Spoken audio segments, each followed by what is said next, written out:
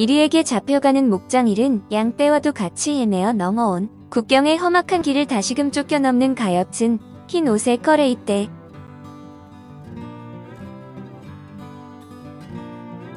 오늘 한국 명작의 산책은 시베리아 등지를 방황하는 고려인들의 고초, 백신혜의 꺼레입니다.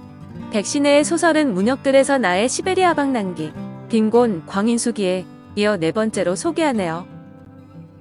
순이 일가는 러시아군에게 죄인처럼 어디론가 끌려가고 있는데 초가을 고국을 떠날 때 입었던 얇은 옷 위로 시베리아의 냉혹한 바람이 불어닥쳐 몸뚱아리는 얼어터진 지 오래됐습니다.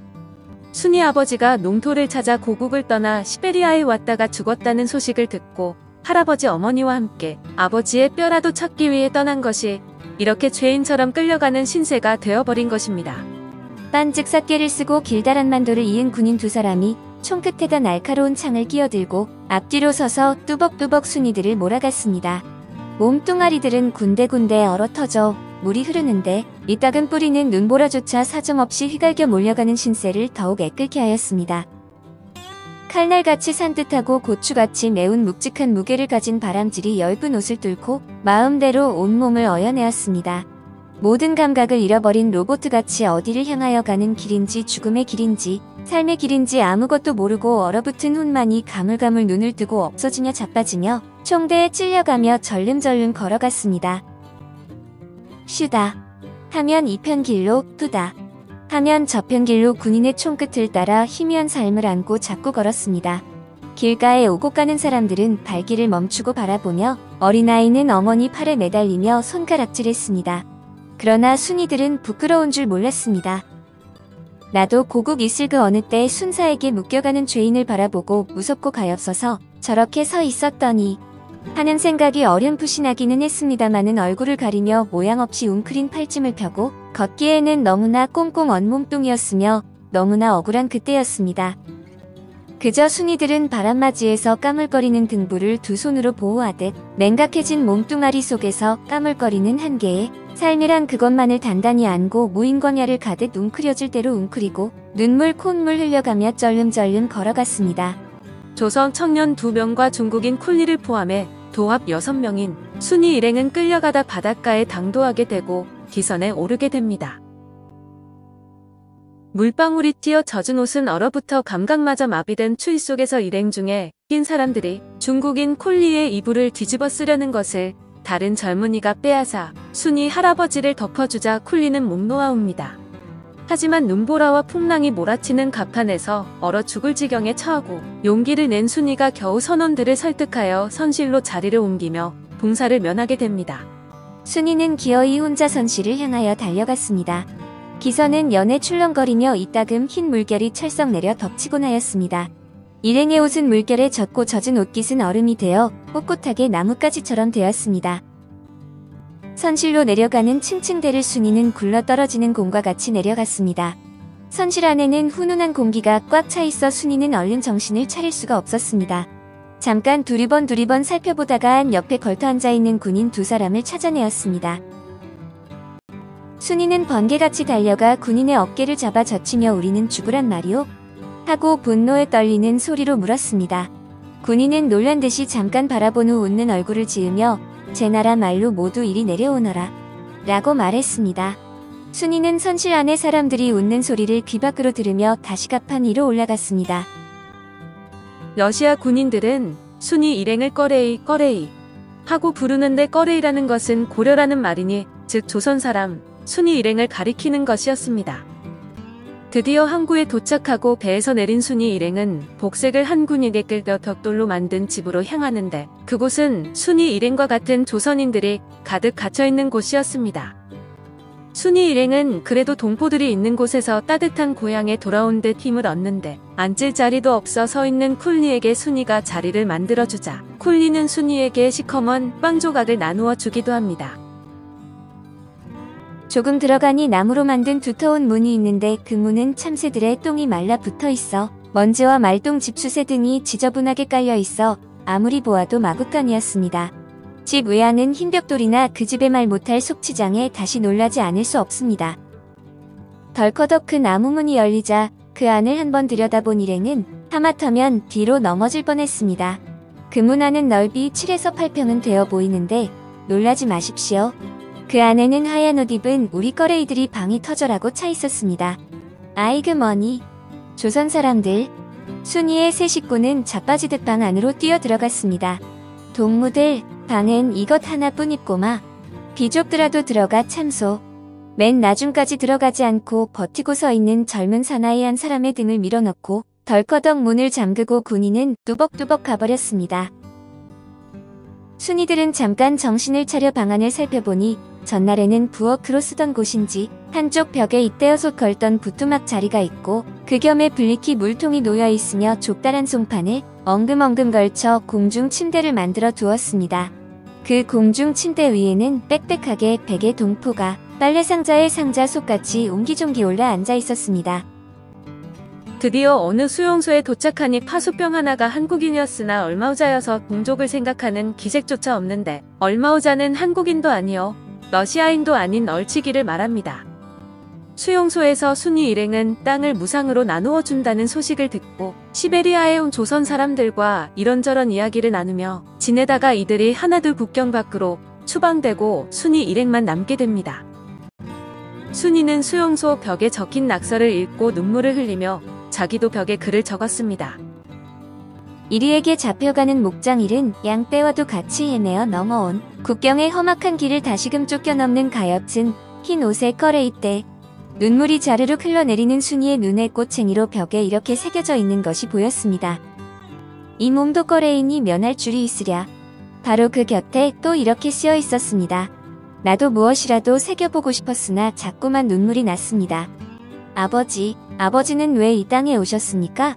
따뜻한 우리 집을 버리시고 할아버지와 어머니와 이 딸은 아버지의 해골조차 모셔가지 못하옵고 이 지경에 빠졌습니다. 아버지의 영혼만은 고향집에 가옵시다. 순이라고 눈물을 닦으며 손톱으로 새겼습니다. 얼마 후 순이 일행도 추방 명령이 떨어지고 황량한 시베리아 벌판, 그 냉혹한 찬바람에 시달리며 세 사람은 추방의 길에 오르게 됩니다. 벌판을 지나 산등도 넘고 얼음길도 건너며 눈구덩이도 휘어가며 두 군인의 말굽소리를 가슴 위로 들으며 걸었습니다. 쫓겨가는 가엾은 무리들의 걸어간 자취 위에 다시 발을 옮겨 디딜 때 자국마다 피눈물이 고여 있었습니다. 말등 위에 높이 앉은 군인 두 사람은 높이 목을 떼어 유유하게 노래를 불러 그 노래 소리는 찬벌판을 지나 산 너머로 사라지며 쫓겨다니는 무리들을 조상하는 것 같았습니다. 그러나 국경을 오리 남겨두고 추위와 배고픔을 이기지 못한 할아버지는 그만 쓰러지고 마는데 목 놓아 우는 순이에게 러시아 군인은 일어서라고 소리를 칩니다. 이따금 추움과 피로의 발길을 멈추는 세 사람을 군인은 내려다보고 다섯 손가락을 펴보았습니다. 아직 50롤이 남았다는 뜻이었습니다.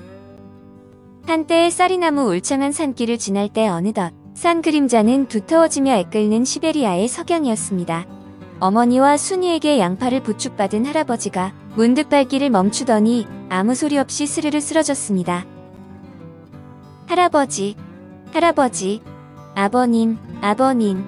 부르는 소리는 산등을 울렸으나 할아버지는 대답이 없었습니다. 말에서 내린 군인들은 할아버지를 주무르고 일으키고 해보며 이윽히 애를 쓴 후 입맛을 다시고 일어서 모자를 벗고 잠깐 묵도를 하였습니다. 키 큰 군인은 다시 모자를 쓴 후 순이 하고 부른 후 이미 시체가 된 할아버지 목을 안고 부르짖는 순이의 어깨를 가만히 쓰다듬었습니다. 순이야, 울지 말고 일어서라. 고 명령하듯 소리쳤습니다.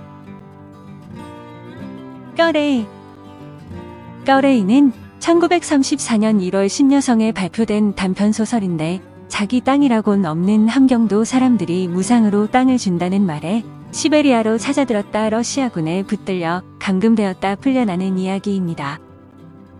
문역들에서도 소개한 백신의 수필 시베리아 방랑기를 통해 짐작하듯 밀항으로 시베리아와 블라디보스톡을 여행한 작가의 경험이 반영된 일종의 자전적 소설이라고도 할 수 있습니다. 시베리아에서 죽은 아버지를 찾아 나선 순이 일행이 이국 땅에서 겪은 참담함과 식민지 조국을 떠나 시베리아 등지를 방황하는 고려인을 뜻하는 꺼레이들의 고초를 그린 작품입니다. 백신의 작품 세계는 사실주의 문학으로 집약되었지만 가난한 사람들과 그 피폐상과 약한 사람들의 목소리와 고등 실업자인 지식인들의 시대고로 형상화되어집니다. 순위 일가는 아버지의 유해를 찾아 러시아에 갔으나 첩자라는 제목으로 체포되어 시베리아의 수용소로 끌려가고 온갖 고초를 당한 끝에 추방당해 돌아오는 도중 노쇠한 조부는 목숨마저 잃고 맙니다. 작가가 보기에 이것은 이리에게 잡혀가는 목장일은 양떼와도 같이 헤매어 넘어온 국경의 길을 다시금 쫓겨넘는 값은 흰 노새 꺼레이 떼의 모습입니다. 이런 상황에서 순이는 공동체적 윤리의식과 의연한 생명력의 힘을 보여주는데 사회주의자 청년들은 이기적인 동조개를 보이지만 러시아 병사들에게는 항의할 생각도 하지 못하는 모습을 보입니다. 대조적으로 순이는 중국인 쿨리를 감싸고 러시아 병사들에게 항의도 서슴지 않는데 청년들의 이념은 무력하고 순이가 지닌 생명의 의지와 윤리의식이 핍박의 세월을 이겨내는 희망으로 제시됩니다. 백신혜. 백신혜는 대구 영천 지역에 손꼽히는 거상 집안의 외동딸로 1906년 경북 영천읍 창구동에서 태어났는데 어려서 독학을 하다 16세 때인 1922년에 영천 공립보통학교 졸업반에 편입학을 했습니다. 대구 사범학교 강습과에서 수학했고 경산군 자인공립보통학교에 부임했지만 바로 사임하고 상경을 하는데 그녀는 경북 최초 여성교사며 최초 여성 신춘문예 당선자란 두 개의 최초 타이틀을 갖고 있습니다. 이후 조선여성동우회, 여자청년동맹 등에 가입하여 활동했으며 1928년에는 시베리아를 여행했는데 1934년에 발표한 꺼레이는 이때의 체험을 작품화한 것입니다. 1929년 나의 어머니로 조선일보 신춘문예에 당선되어 등단했고 1929년에는 도쿄에 건너가 문학과 연극을 공부했습니다. 1932년에 귀국한 후 경산군 반야월의 과수원에서 기거하면서 가난한 농촌민들의 세계를 체험했는데 이 경험으로 복선이, 채색교, 적빈, 악부자, 빈곤 등의 작품을 썼습니다.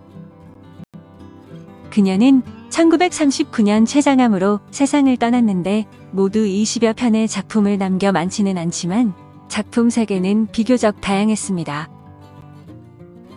꺼레이에서는 식민지 조국을 떠나 만주, 시베리아 등지를 방황하는 실향민들의 고초를 그렸고 적빈에서는 극심한 가난에 시달리는 민중의 모습을 형상화했습니다. 유고적인 아름다운 노을에서는 나이 어린 소년을 사랑하는 화가를 통해 여성의 애욕을 대담하게 그려내는 등 민중의 궁핍한 삶부터 여성의 사회적 억압까지 다양한 문제를 다루었습니다. 그녀는 18세의 나이로 단신상경의 사회주의 여성단체에서 맹렬하게 활동했던 청년 운동가이며 화물선 변속 칸에 숨어서 시베리아로 밀입국을 시도했던 당찬 모험가였습니다. 도쿄에서 여배우로 활동했던 신여성으로 대구 일대가 떠들썩했던 호화 결혼식의 주인공이며 도쿄 유학 시절 행적이 묘연해 여급 생활을 했다는 소문에 시달렸고 장혁주와 불륜이 화제가 되기도 했습니다. 어두운 길을 등불 없이도 갈 것 같다. 걸어서도 바다를 건널 것 같다. 날개 없이도 하늘을 날 것 같다. 널 만나고부터는 가지고 싶던 것 다 가진 것 같다. 이생진, 널 만나고부터